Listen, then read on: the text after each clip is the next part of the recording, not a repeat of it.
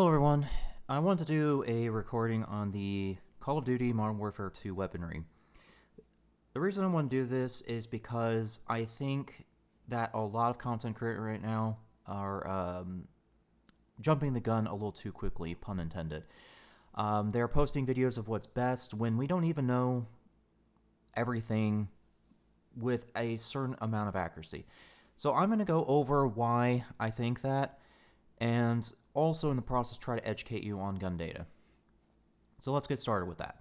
There are two main websites for reading Call of Duty gun data. They're going to be sim.gg and truegamedata.com. However, there are also YouTube channels that do delve into the gun stats themselves, and that's going to be Exclusive Ace and a couple of others. Now, the one thing that you need to know when you're looking at these websites or the YouTube channels that I was just mentioning, there's a very big difference in how they test, and I want to show you this. So you will notice even on TrueGameData's website that they specifically declare that they are testing at 240 FPS. As far as I know from Exclusive Ace, and I could be wrong, so you're more than welcome to correct me in the comments politely if I'm wrong, but Exclusive Ace tests at 60 FPS. Now, you might be wondering, what does FPS have to do with this? Well, this is something I have to confirm with other people. Unfortunately, I tried in the past too, but nobody could confirm it. However, there are case examples in games where FPS matters when testing weaponry. A good example is Resident Evil speedrunning. I forget which Resident Evil it was. Was it the remasters or the new ones? I can't remember, but whichever one it was, the PC version, they use the knife in their speedruns. The reason they're using the knife instead of the gun as the weapon in the speedruns is because the knife's damage is tied to the FPS. So the higher the FPS, the more damage the knife does. This is just one of many examples of quirks with games and FPS, but I want to point that out that it is a thing that exists. And so when I see things like this being mentioned, it does put me in a bit of a cautionary state, I guess you can say, because I understand that reading the data from one person will be different than another person, either for reasons of human error or maybe a quirk like what I just mentioned with Resident Evil. That said, let me tab back over. Okay. The next thing I want to kind of go over, now that we've talked about the test methodologies or whatever word you wish to use for that, is the stats themselves. Now, there is a long list of stats associated with each gun. However, the only ones that you really need to worry about is the ones that are dependent on, or the ones that are most important to your mode. For instance, if you're playing multiplayer, right, then you're looking for ADS, sprint to fire, TTK, and stats like that. If you're playing a larger map, like Warzone, for instance, then you're looking for a completely different stat listing priority. In Warzone's case, you're looking for TTK, range. ADS does apply somewhat, but not as much as multiplayer, because in larger maps you have more time to react to somebody. You necessarily don't need like the quickest ADS, but it certainly helps. But you would certainly need bullet velocity, because if you have to lead your target at a very great distance, then more bullet velocity helps, obviously.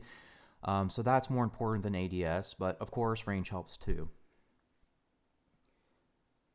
And then of course, if you're doing long range shots, you're looking at recoil magnitude and things like that. Whereas with multiplayer, you're not looking at those kinds of things, because generally speaking, you're so close that recoil really doesn't matter. So you can see that there's an entire thought process involved with the gun data. Now, that all said, let's go ahead and try to show you the importance of this.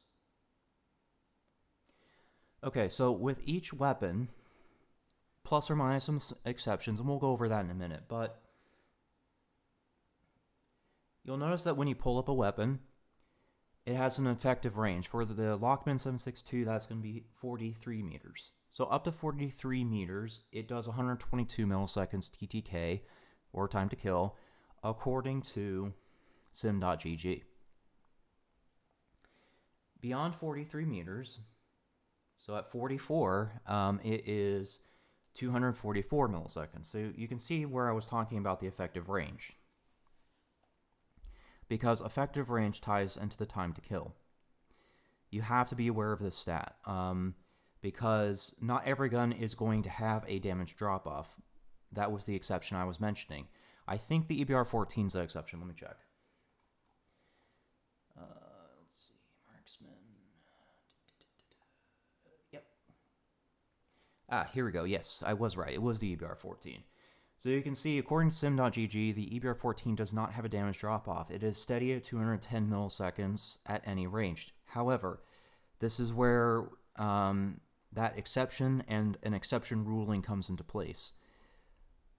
When you see a gun like this, where it doesn't have a damage drop-off, it actually still matters on the charts, because the time to kill / the range is now based on bullet velocity. Let me explain.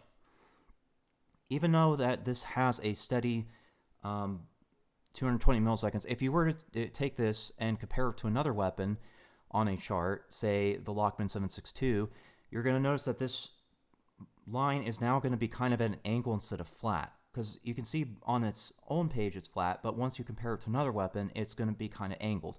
And the reason for that is because now the time to kill is based on bullet velocity rather than range. So that flat line changing into an angle is letting you know that the time to kill is not just the stated number now, but it's also the time it takes for that bullet to reach the target. That's where the exception comes in. So you can see where I'm starting to go with this. Where I think the content creators, I've seen one from Iceman, I've seen one from JGod, and a couple others. I think it's just too early to be to really be doing gun data, simply because it's not complete on sim.gg and it's not complete on truegamedata.com. It's always good to have some verification or some additional source verifying your data, because then we can ensure that it's accurate and that that's the stated stat, because that matters when you're talking ADS and all the other stuff. So hopefully I've educated you on the gun stats. I'll go ahead and quickly go over a list of what I think has potential for not just multiplayer, but Warzone as well. So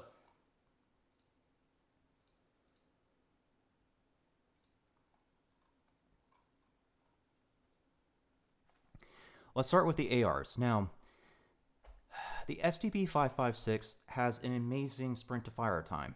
Sprint to fire is the time it takes for the gun to be ready after leaving a sprint. That means that the STB-556 is going to be more capable of that than some of the other ARs. So let's look at stats. Its first damage drop-off is 15 meters at 182 milliseconds, according to sim.gg. So that's pretty good in multiplayer. It's probably going to struggle in Warzone, but in multiplayer it should be fine. Now let's compare this, because it's 15 meters, 162 millisecond TTK. Let's compare it to the favorites, Kastov 74U. Yeah, so Kastov has a little bit more range at 21 meters, but its time to kill is slower. I think so, yeah, 184. Let me double check that. 184, let me check that again. Yeah. So the STB-556 has a faster time to kill than even the Kastov, plus having a better sprint to fire time. So yeah, the STB-556, even though it's short-ranged, again, it shouldn't matter in a lot of multiplayer maps due to how small they are, but yes, the STB is certainly very, very good at that. I think that as far as multiplayer is concerned, that this Kastov could work, or one of the SMGs. And let me go over that.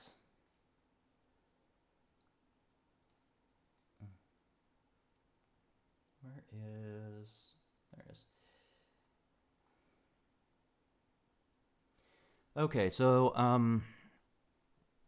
this is going to apply really to not just multiplayer but Warzone as well.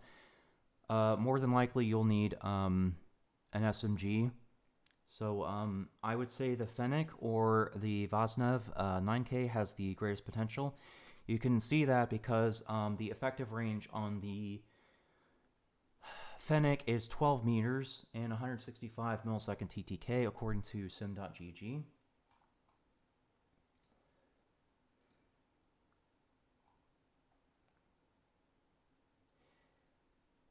Vaznev a little shorter at 10 meters, but 154 milliseconds. So it is a faster time to kill, but it is a shorter range. And of course, we'll have to wait to see if attachments maybe can even out the ranges between these two, but at least for now, we know for multiplayer and Warzone that these are probably the two SMGs to look at. So let's talk about Warzone now. Okay, so for Warzone potential weapons, the Lockman does have a 50-round drum magazine attachment, last I saw. If it's still there, then this would certainly have potential as a Warzone weapon. However, due to sim.gg or True Game Data not having the stats to that 50-round drum magazine, it's going to be a little bit difficult to know if it would just be more worth it to go with an LMG. However, it does have potential. Let me go ahead and talk about some of the other weapons that would have potential. They would be under the LMG category.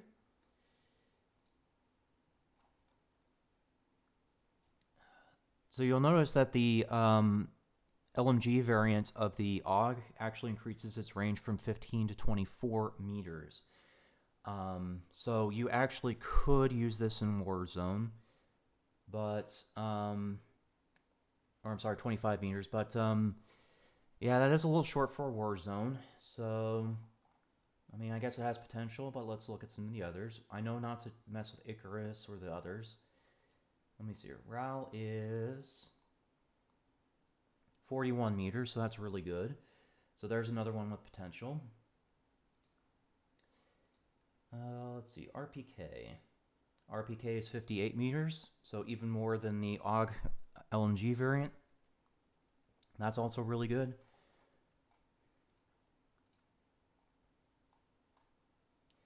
And 60 meters on the Seiken MG3B. So that's also really good. So there you go. I would say those are the ones with the most potential. RPK, Seiken MG3B, RAL, and Lockman if the 50-round drum magazine doesn't slow it down too much. I'd say it has even more potential than the HR-56, although you could use the HR-56 if that's what you're comfortable with.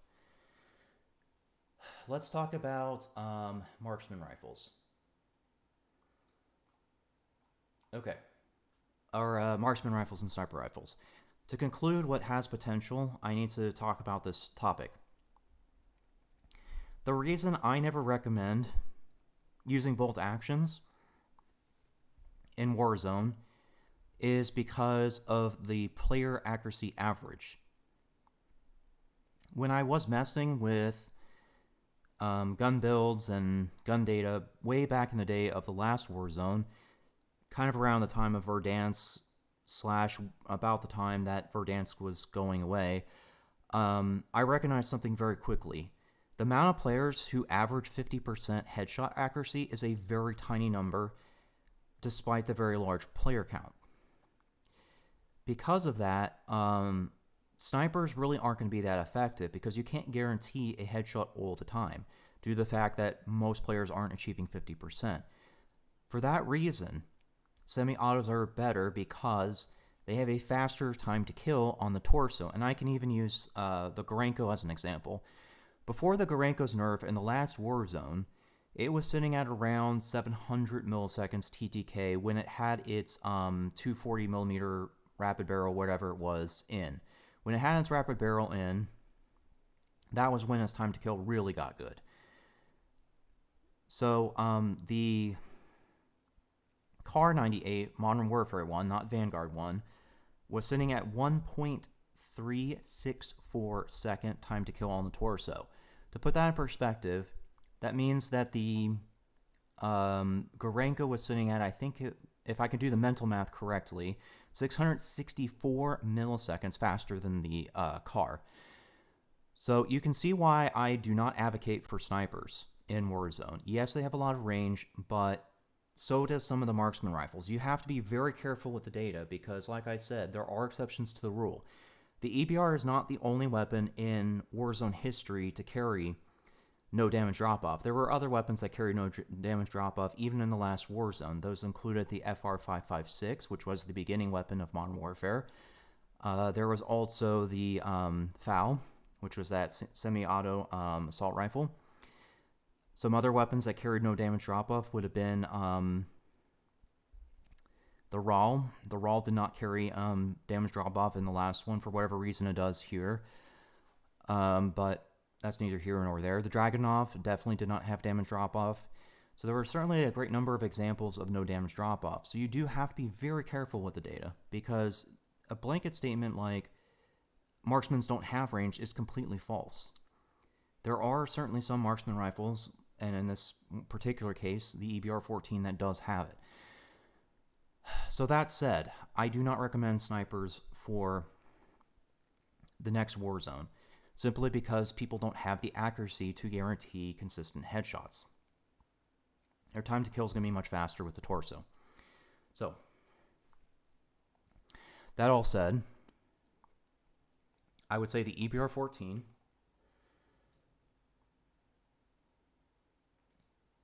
or the LMS.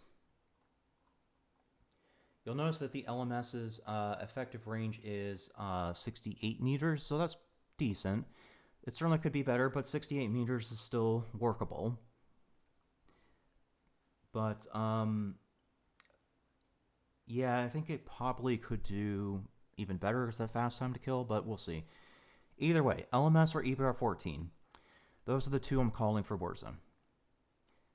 So, if there's any questions that you have or otherwise, please drop it in the comments. I'll do my best to help you understand what Iceman, J God, and the other ones are saying. But for right now, thanks for listening.